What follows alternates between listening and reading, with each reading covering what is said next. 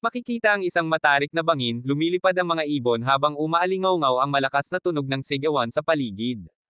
Biglang kumislap ang matinding liwanag kasabay ng pagtilamsik ng dugo, isang mabilis at napakalakas na atake ang tumama sa isang kalaban. Humarap si Chun Hojen sa mga humahabol sa kanya, sa kabila ng sitwasyon, nananatili siyang kalmado, walang bahid ng takot, bilang isang assassin ng Righteous Heavenly Alliance, handa niyang harapin ang lahat ng kalaban ng sabay-sabay. Nakatayo si Chun Hojen sa gitna habang pinalilibutan ng maraming armadong kalaban, sa kanilang pananaw, labis ang kanyang kumpiyansa para sa isang taong kakapatay lamang ng ilan sa kanilang kasamahan. Lalong nagngalit ang mga kalaban at sabay-sabay na sumugod patungo kay Chun Hojen, determinadong gantihan ang kanilang mga kasamahan. Sumugod ang lahat ng kanyang kalaban habang si Chun Hojen ay nanatiling kalmado. Mabilis siyang naghanda ng isang malakas na atake habang ang mga kalaban ay malapit ng umatake. Gamit ang paikot at tuloy-tuloy na galaw ng kanyang sandata, sunod-sunod niyang tinamaan at nasugatan ang mga kalaban. Hinahawakan niya ng mahigpit ang kanyang sandata habang sumasagi sa kanyang isipan ang dami ng mga kalabang kanyang napatumba, isang bilang na hindi na niya maalala. Muling umarangkada si Chun Hojen sa isang malakas at mabilis na hampas, na nagdulot ng panibagong pagtilamsik ng dugo at pagbagsak ng mga kalaban sa paligid. Nagkasalubong at nagbanggaan ang magkabilang panig, at isa sa mga kalaban ay napadaig sa tindi ng tama na natanggap. Habang pinagmamasdan ni Chun Hojen ang mga humahabol sa kanya, malinaw sa kanyang isipan na ang tanging ginagawa lamang niya ay tapusin ang buhay ng mga taong paulit-ulit na sumusubok pigilan at wasakin siya. Ang kanilang pinuno ay agad na nagbigay ng utos na huwag magpahina ng loob at harapin ng sabay-sabay ang kalaban, iisa lamang daw ang kanilang kalaban at hindi nila ito dapat hayaang magtagumpay. Sa galit at determinasyon, isinigaw ng mga tauhan na ito na ang huling sandali ni Chun Hojen. Sa kanyang sarili, nagtanong si Chun Hojen kung sadyang hinahangad nga ba ng mga ito na magwakas ang kanyang buhay. Hindi siya magpapatalo, matapos ang 3 dekada ng paghihintay at pagdurusa, naroon na sa wakas ang kalayaang matagal na niyang pinapangarap, at hinding-hindi niya ito hahayaang mawala ng basta-basta. Sumugod si Chun Hojen siya na dapat ang mabuhay, at sila naman ang dapat na maging biktima ng labanang ito. Ipinahayag niya na handa niyang lipulin silang lahat kung iyon ang magiging susi upang makamit ang kalayaang matagal na niyang inaasam. Sa bilis at lakas ng kanyang mga galaw, sunod-sunod na bumigay at napadaing ang mga sumasalakay sa kanya. Tumigil muna siya sandali. Walang patumpik-tampak na sumugod ang mga kalaban, kasabay nito muling nag-utos ang mga kalaban na huwag itong hayaang makatakas at makalusot sa kanilang hanay. Natigilan at hindi makapaniwala ang lahat sa kanilang nakikita, ang lakas at bilis na ipinakita ni Chun Hojen ay lampas sa kanilang inaasahan, na nag-iwan sa kanila ng labis na pagkamangha at takot. Tumapak si Chun Hojen sa mga nakakalat na sandata ng kanyang mga kalaban, ang kanyang presensya ay bumalot sa buong paligid, nagdulot ng matinding takot at mabigat na pressure na halos hindi na makahinga ang sinumang nakaharap sa kanya. Mahigpit niyang hinawakan ang hawakan ng kanyang espada, buong-buo ang paghahanda at nakapokus ang isipan sa anumang susunod na mangyayari. Mula sa kanyang kinatatayuan, tumalon siya ng napakataas, kasabay nito ay ang paglikha ng isang dambuhalang pagsabog at kumikinang na liwanag, na nagdulot ng matinding paghihirap at daing mula sa mga tinamaan. Hindi makapaniwala ang mga natitirang kalaban sa kanilang nasasaksihan, sa sandaling iyon, tuluyan nilang napagtanto ang tunay na kalibre ng taong kanilang kinakalaban, ang taong kabilang sa nangungunang 10 pinakamalalakas na martial master sa buong mundo. Sa gitna ng liwanag, makikita si Chun Hojen nasa itaas habang mahigpit na hawak ang kanyang espadang puno na ng dugo. Ito ang lalaking kinikilala at tinaguri ang pinakamahusay na mamamatay tao sa buong mundo. Nahayag sa lahat ang kanyang tunay na pagkakakilanlan at ang kapangyarihang matagal ng kinatatakutan ng marami. Siya ay walang iba kundi ang Assassin King, si Chun Hojen.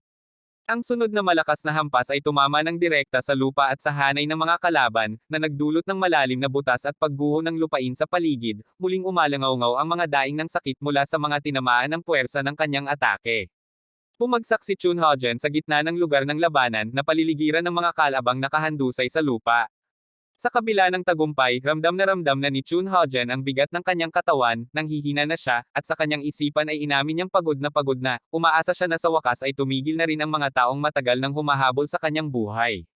Ngunit hindi pa doon nagtatapos ang lahat, may ilan pang natirang kalaban na nakapansin sa kanyang kahinaan, at sa paniniwalang naabot na niya ang kanyang hangganan, muling nagkaroon sila ng lakas ng loob at sabay-sabay na sumugod patungo sa kanyang kinaroroonan. Labis ang kanyang inis dahil tila walang katapusan at walang hanggan ang dami ng mga taong patuloy na humahabol sa kanya. Hindi niya mapigil ang magtaka at hindi makapaniwala na marami pa rin palang kalaban ang natitira, kahit na inubos na niya ang halos lahat ng kanyang lakas hanggang sa mawalan na ng talam ang kanyang espada. Lumukab sa kanyang isipan ang tanong kung bakit ba ganito kalalim ang galit at poot na nararamdaman ng mga ito laban sa kanya, napaisip siya kung sadyang kinaiinisan ba nila ng labis ang ideyang makamit niya ang kalayaang matagal na niyang pinapangarap at hinihintay. Sa gitna ng kanyang pagmumuni-muni, muling bumalot ang isang napakabigat at nakakatakot na aura na nagmumula sa kanyang katawan, dahil dito, natigilan at nakaramdam ng matinding takot at panghihina ang mga kalabang nakasaksi rito. Sa kabila ng kahinaan, muling naghanda si Chun Haojen, pulang-pula at puno ng matinding galit ang kanyang mga mata, at sa kanyang isipan ay mariing ipinahayag na huwag nilang subukang harangan ang kanyang dadaanan, dahil handa niyang lipulin silang lahat kung iyon ang kinakailangan. Isang atake na puno ng puwersa, walang sino man ang nakaiwas, at sunod-sunod na natamba at nasugatan ang mga kalaban habang umalangaw-ngaw ang kanilang mga daing sa buong paligid. Tinanong niya kung may kamalayan ba siya sa katotohanang nakatago sa likod ng kanyang pagkakakilanlan, bagamat kinikilala siya bilang pinakamahusay na mamamatay tao sa buong mundo at binyansagang Assassin King. Ang lahat ng iyon ay panlabas lamang na anyo, sa katotohanan, wala siyang iba kundi isang asong sunod Sonyerin at tagapagpatupad lamang ng utos ng pinuno ng Righteous Heavenly Alliance, isang halimaw na walang kaluluwa at walang ibang alam kundi ang pumatay. Ang bawat buhay na kanyang binawas ay ginawa lamang dahil siya ay sumunod sa mga iniutos sa kanya, dahil dito, wala siyang karanasan at kaalaman tungkol sa tunay na halaga at kahulugan ng pamumuhay. Ang kanyang buhay at ang dami ng taong kanyang pinaslang ay sapat na dahilan upang siya ay tanggihan kahit sa kabila ng kamatayan. Muling umalangaw-ngaw sa kanyang isipan na nagpahayag na ang buhay na pinagdaanan niya ay walang iba kundi isang daang puno ng kamatayan at pagkawasak. Napadaing siya ng malakas, dala ng matinding pisikal na kirot at labis na pagkapagod. Sa hindi inaasahang pagkakataon, tumama ang isang matalim na patalim sa kanyang katawan na naging dahilan upang tumalsik ang mainit na dugo. Dahil sa panghihina, nawalan siya ng lakas na humawak at bumitaw ang kanyang mga kamay, dahilan upang mahulog ang kanyang patalim, ang buong katawan niya ay hindi mapigil ang manginig dahil sa pagsasama-sama ng sakit at pagkaubos ng lakas. Ngunit sa kabila ng lahat ng ito, nanatiling matibay at hindi natitinag ang kanyang desisyon, alam niyang kailangan niyang manatiling buhay at makamit ang kalayaang matagal na niyang inaasam, buo ang kanyang loob na hindi masasayang ang mga taong ginugol niya bilang isang sunod-sunurang kasangkapan ng mga pinuno ng Righteous Heavenly Alliance.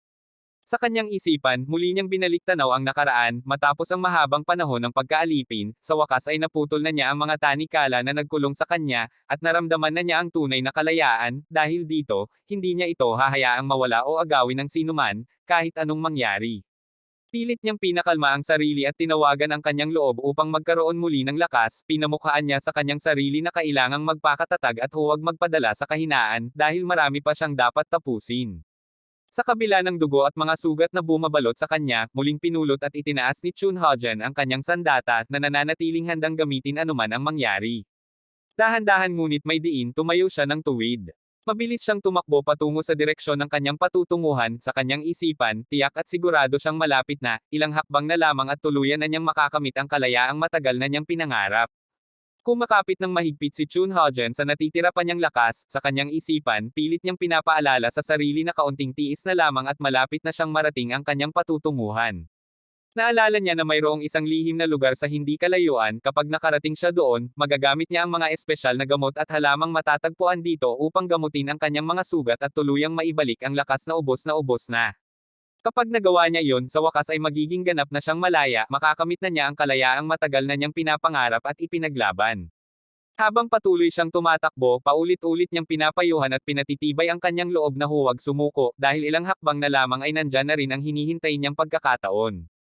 Ngunit sa tindi ng pagod at hirap na dinanas, hindi na niya napigilan ang sarili at bumagsak siya sa lupa habang humihingal ng malalim at mabilis. Habang nagpapahinga, biglang sumagi sa kanyang isipan ang matinding gutom na kanyang nararamdaman, bago pa man magamot ang kanyang mga pinsala, pakiramdam niya ay mawawalan na siya ng katinoan sa tindi ng pangangailangan sa pagkain, 7 araw na rin ang lumipas at ilang piraso lamang ng pinatuyong karne ang naging kinain niya sa buong panahong iyon. Wala nang iba pang masasabi kundi ang tanggapin ang katotohanan, gutom na talaga siya. Habang nakatingin sa liwanag ng buwan, muling nabuhay sa kanyang alaala ang lasa at amoy ng masasarap na pagkain, at bigla siyang napangarap na makakain ng mainit at malalambot na dumplings.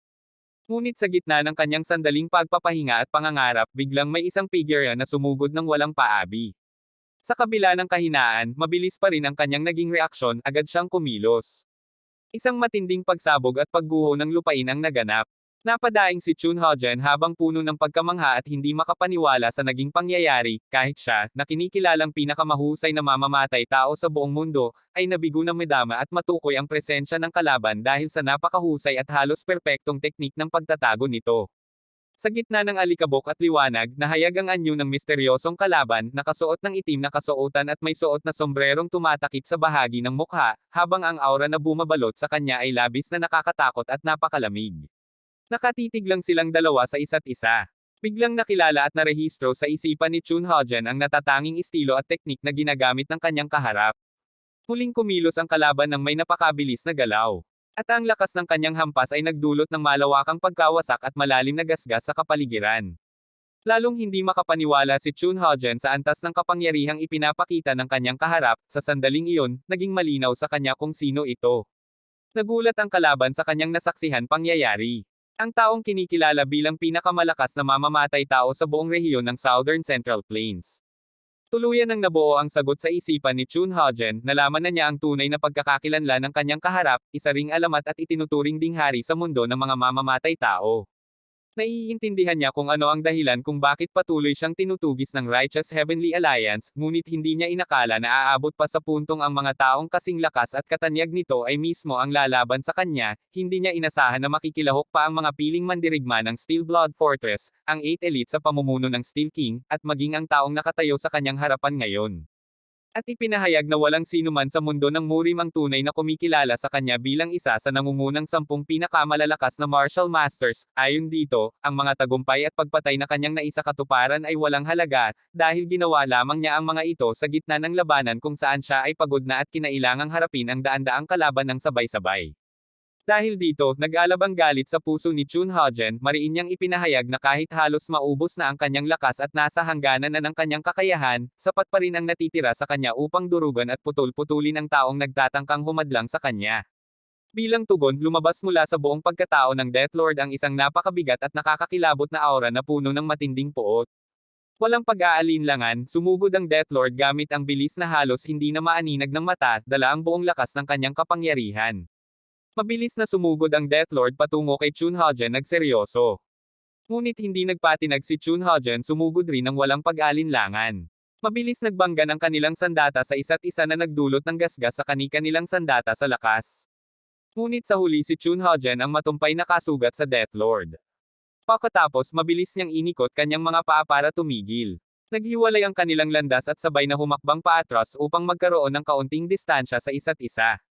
Dahil sa bigat at lakas ng mga natanggap niyang tama, napaluhod ang Death Lord at dumaloy ang dugo mula sa kanyang bibig. At tuluyan ang nasawi sa mga kamay ni Chun Hojen. Nawalan ng lakas ang kamay ng Death Lord. Sa kabilang banda, nananatiling nakatayo si Chun Hojen kahit napuno na siya ng dugo at bumabalot na rin ang maraming sugat sa kanyang katawan, hindi ito naging hadlang upang manatiling matatag at marangal ang kanyang tindig.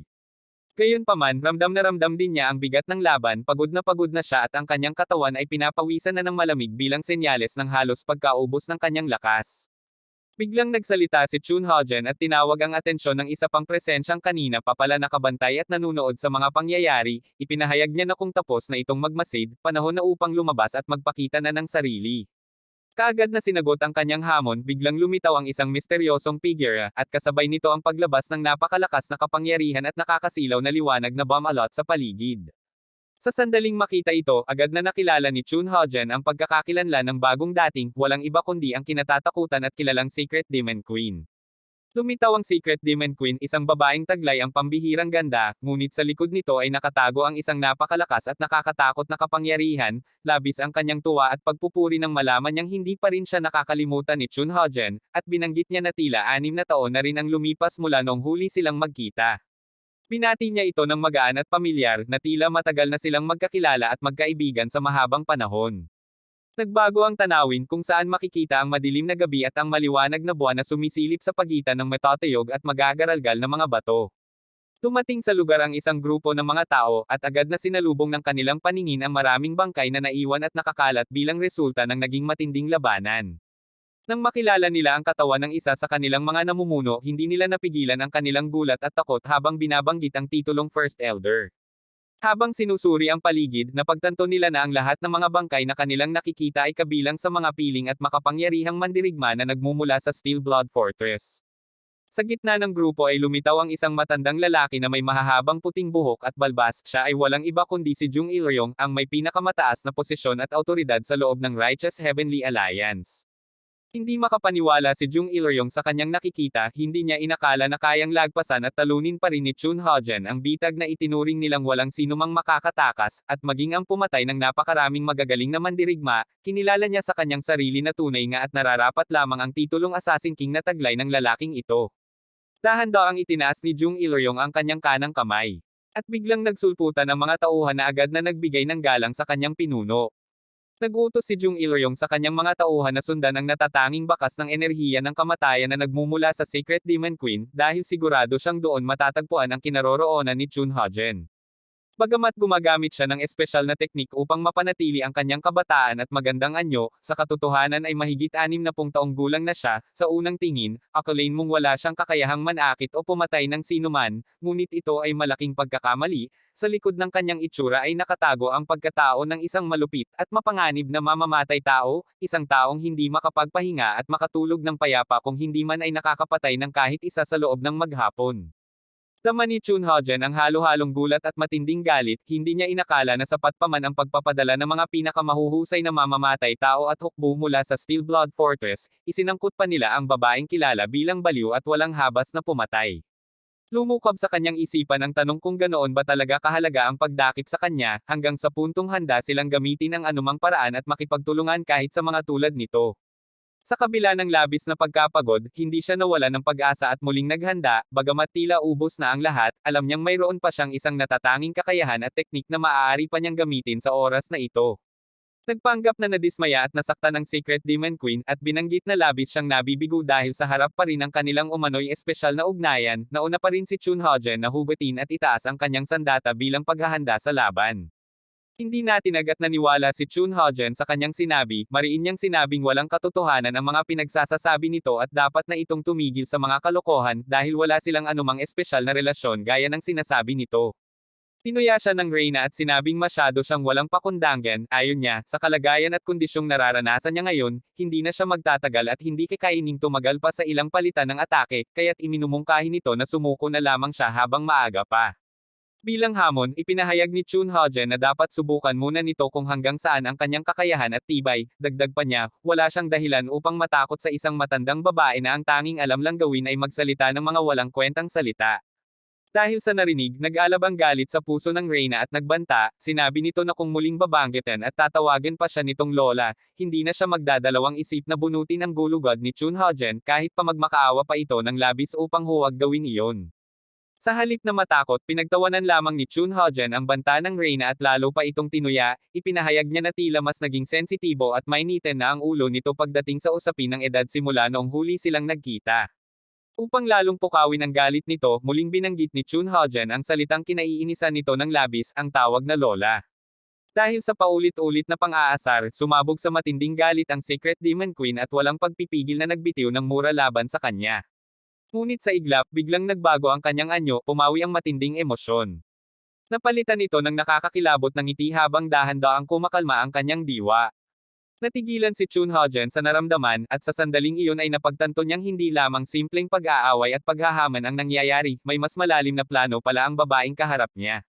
Inamin ng Reyna na alam niya ang buong pinagmulan ni Chun Ho-jen at ang dahilan kung bakit siya ang target ng lahat. Kinumpirma nito na totoo ang balita na pinalaki at sinanay siya ng Righteous Heavenly Alliance upang maging kanilang pinakamahusay na mamamatay tao, kaya't naiintindihan niya kung bakit humingi ng tulong sa kanya ang Steel Blood Fortress. Napansin din nito na ang pangunahing lakas ni Chun Ho-jen ay binubuo ng dalisay at marangal na uri ng enerhiya, na tiyak na nagmumula sa isa sa makapangyarihang Great Nine Sects.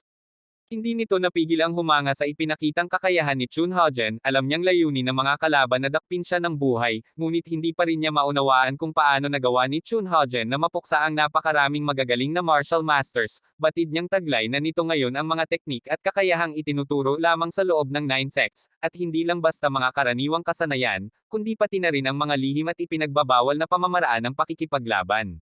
Hindi na nakatiis pa si Chun Ho-jen at sinabi na dapat nang tapusin ang walang saysay na usapan. Napansin niyang bagamat kilala ito sa pagkahilig sa pagdanak ng dugo kaysa sa pakikipag-usap, sinadya pa nitong patagilan ang oras at magbitiw ng mga walang kwentang salita, isang bagay na ngayon ay naiintindihan na niya ang dahilan.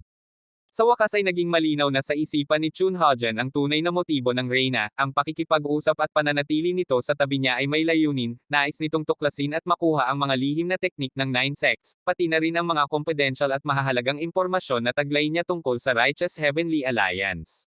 Hindi makapaniwala ang Secret Demon Queen na natuklasan at naunawaan ni Chun Hojen ang kanyang tunay na layunin, binigyan niya ito ng papuri at inamin na akala niya ay isa lamang itong mangmang na mamamatay tao na walang ibang alam kundi ang pumatay, ngunit lumalabas na mayroon din pala itong talino at kakayahang mag-isip ng malalim.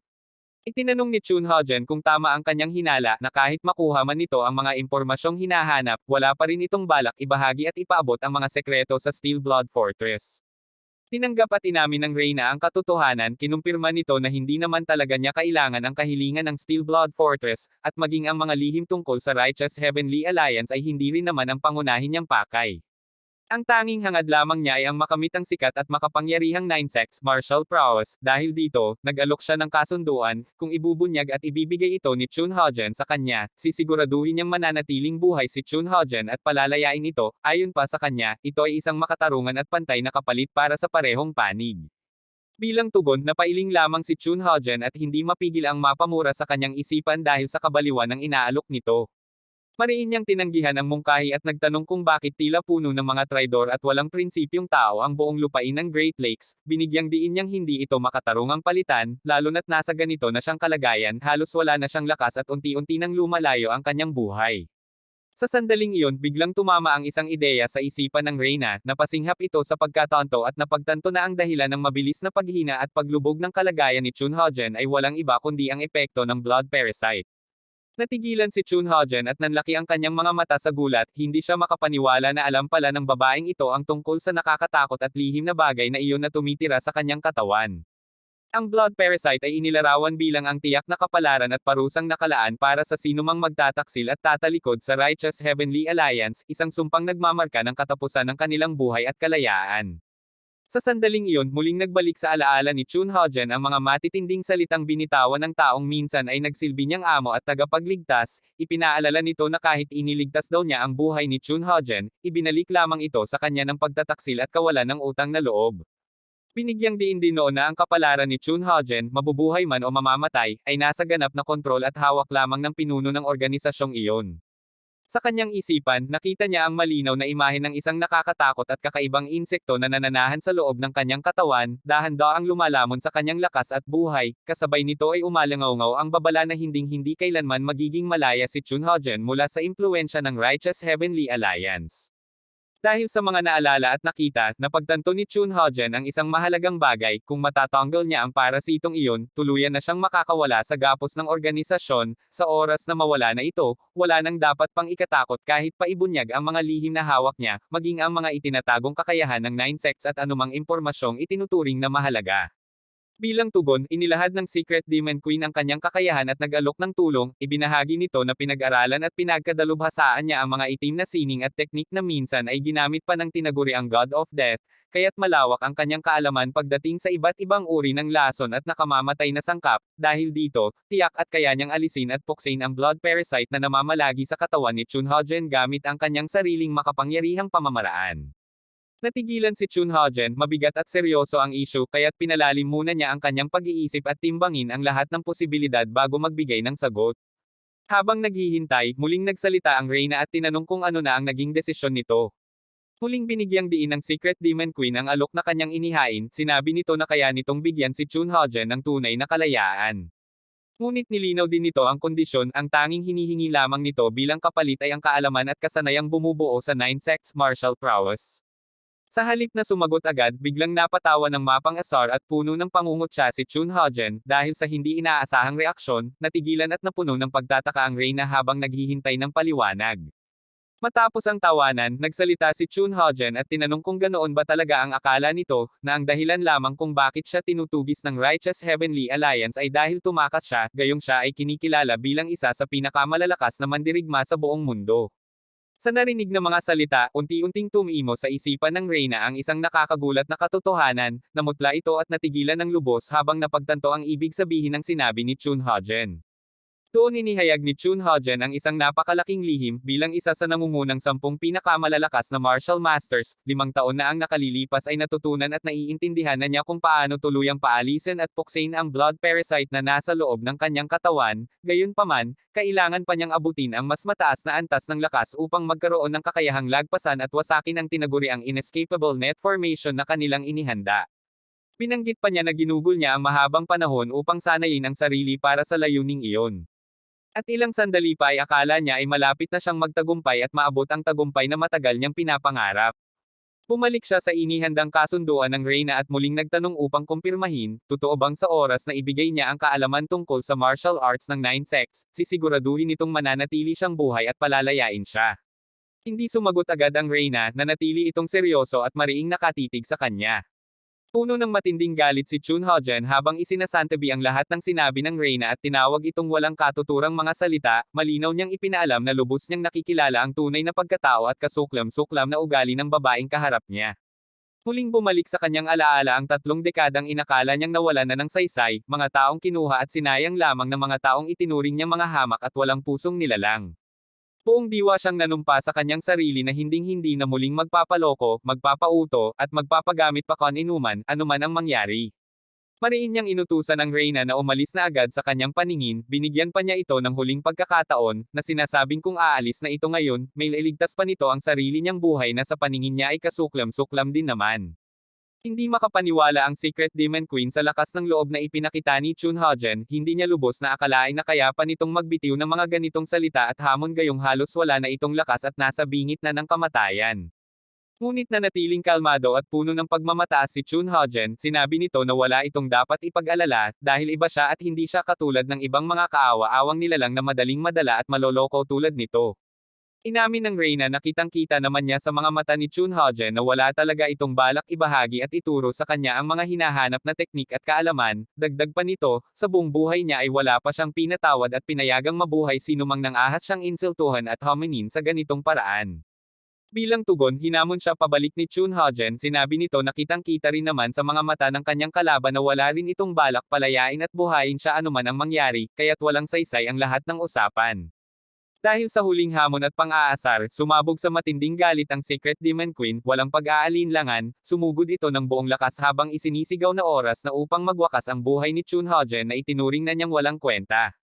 Hindi nagpahuli si Chun Ho-jen, buo ang kanyang desisyon at handa na siyang harapin ang laban hanggang sa huling hininga, habang ibinabalik din ang hamon at tinawag itong muli ng bansang labis na kinaiinisan nito. Walang pag-aalinlangan, sabay na sumugod ang dalawang, nagbanggaan ang kanilang mga sandata at ang napakalakas na enerhiyang ibinubuga ng kanilang katawan, na nagdulot ng matinding liwanag at ugong na umalangaw-ngaw sa buong lugar. Sumunod ang isang dambuhalang pagsabog na may lakas na sapat upang yumanig ang buong kapaligiran at magpakalbo ng mga halaman sa paligid. At dahan-dahan humaw pa ang pagsabog na nilikha nila. Sa tindi ng pagsabog pati mga puno ay napapalid sa malakas na hangin. Kasabay ng mga bitek na mga bato ay nagtalsikan sa lakas ng pagsabog. At dahan-dahan humaw pa ang usok na nilikha sa pagsabog. Matapos mawala ang usok na bunyag ang dalawa na natigilan. Ang pag-atake ni Chun Ho-jen hindi nang tagumpay laban sa Reyna. Kasabay na inidiin ng Reyna ang mga kuko sa barso ni Chun Ho-jen. Napadaing siya ng malakas dahil sa tindi ng biglaang kirot at sakit na kanyang naramdaman. Sa sandaling iyon ay lumitaw ang isa pang kalaban si Jung Il-ryong, ang First Elder ng Righteous Heavenly Alliance, at agad itong sumugod ng may bilis na halos hindi na maaninag ng mata. Hindi makapaniwala si Chun Ho-jen sa kanyang nakita, habang nagtataka kung kailan pa at paano nakarating ang taong ito sa lugar na iyon nang hindi man lang niya namamalayan. Ang mukha ni Jung Il-ryong ay puno ng seryosong ekspresyon at nagliliyab sa matinding galit habang nakatitig sa kanyang dating alipors. Walang pag-aalinlangan, naglabas ito ng isang napakalakas na hampas na direktang tumamam sa mga paa ni Chun Ho-jen, na nagdulot ng kayang sigaw. Habang abala siya sa pagharap sa bagong kalaban, sinamantala rin ito ng Reyna upang umatake, at isa pang malakas na tama ang natamo sa mga braso ni Chun Ho-jen mula sa kabilang direksyon. Tumami palalo ang mga sugat at damaloy ng mas marami ang dugo sa kanyang katawan, hanggang sa maramdaman niyang unti-unti nang lumalabo ang kanyang paningin at halos mawalan na siya ng malay. At sinundan ng huling pag-atake ng Reyna diretso sa dibdib ni Chun Ho-jen. Nasamagos hanggang sa kanya likuran. Mariin at puno ng matinding poot ang titig ni Chun Ho-jen, na tila ba anumang oras ay sisubog ang kanyang mga mata sa tindi ng galit na namumuo sa kanyang puso. Nakatayo na sa harapan niya ang kanyang dalawang kalaban si Jung Il-ryong, ang First Elder, at ang Secret Demon Queen. Sa kaunos-lunos niyang kalagayan, naputulan na siya ng parehong kamay at paa, kaya't wala na siyang ibang magawa kundi bumagsak at matamba ng walang kalaban-laban sa lupa. Dahil sa lawak ng pinsalang natamo at sa matinding kirot na nararamdaman, napasok ka siya ng malakas ng mainit na dugo na damaloy mula sa kanyang bibig. Walang tigil ang pagdaloy ng dugo mula sa iba't ibang bahagi ng kanyang katawan, at sa bawat sandali, unti-unti niyang nararamdaman ang paghina ng kanyang diwa at ang unti-unting pag-alis ng kanyang buhay. Biglang nagulat si Chun Haojen sa kanya naramdaman ng bigla na lang hinahawakan ang kanyang mukha. Habang hawak ng mahigpit ang mukha ni Chun Haojen, tinuya siya ng Secret Demon Queen at sinabing napakagandang tanawin ito ngayong wala na itong mga paa at kamay na magagamit para lumaban at tumakas. Nagbanta ang Secret Demon Queen na hindi titigil doon, at balak din niyang putulin at bangkailan ang ulo ni Chun Haojen mula sa kanyang katawan. Sinabayan pa niya ito ng isang nakakakilabot na halakhak, at idinagdag na gagawin niya iyon upang masigurong hinding-hindi na muling makapagsalita at makapagbitiw pa ng anumang salita si Chun Haojen magpakailanman. Isang malakas pagbunot sa ulo ni Chun Haojen na nagdulot ng pagtalsik ng mainit na dugo sa paligid. Habang nakatingin sa walang kalaban-laba ang kalagayan ni Chun Haojen, lalo pa niya itong tinuya at sinabing nararapat lamang na gumapang at magdusa ito sa impyerno, katulad ng isang hamak na parasito na wala ring ibang ginagawa kundi kumapit at manaira. Umalingaw-ngaw ang malakas at mapanuyang halakhak ng reyna sa buong lugar, na ipinapahayag na siya na ang ganap na nagwagi sa labanang ito. Sa mga huling sandali bago tuluyang mawala ng malay, muling nagbalik tanaw si Chun Haojen sa buhay na kanyang pinagdaanan. Tanong niya sa kanyang sarili kung ito na ba ang magiging huling tanawin na makikita niya bago siya tuluyang pumanaw. Ang tanging hangad lang naman niya ay mamuhay ng payapa at simple, magkaroon ng buhay na katulad ng sa karaniwang tao, kahit sa maikling panahon lamang, isang magandang panaginip na lilipas din, ngunit tila napakahirap at imposible pa yatang abutin ng mithing iyon, at kung sakaling bibigyan pa siya ng isa pang pagkakataon. Biglang nagbago ang tanawin, sa halip na ang madugong labanan, ang bumungad ay ang marilag at napakalaking gusali na kilala bilang Heavenly Demon Divine Cult Main Sanctuary. Sa loob nito, may isang lalaking nakahiga sa higaan at nananatiling walang galaw, tila mahimbing na natutulog. Ngunit sa iglap, biglang gumalaw ang isa niyang kamay. Kasabay nito ay umalangaw-ngaw ang simula ng kanyang matinding hiling. Ang kanyang pagsamo na sana ay mabigyan siya ng isa pang pagkakataon upang mabuhay at maitama ang lahat. Biglang nalang napamulat ang lalaki sa kanyang mga mata sa matinding pagkagulat sa pangyayari.